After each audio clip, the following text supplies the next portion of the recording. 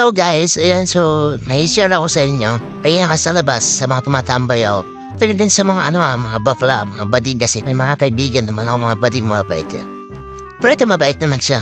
So habang tumatambay ako guys, may simitit sa akin, sabi niya, dito ka, sama ka sa akin, pwede matin sa point na. Gusto niya may mayaro daw guys, tos. Bayad daw guys, French price.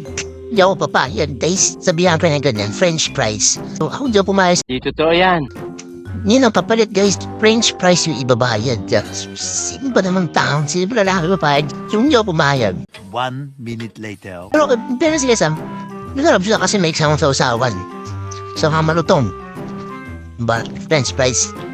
Kaya guys, share ko naman, thank you.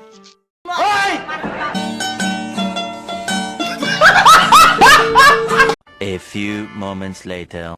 Yun guys joke lang yun katuwaan lang yan guys. Ayan, so habang nag-scroll ako guys, may nakita ako dito na post ba, nakakatawa. Ayun, let's panoorin nyo.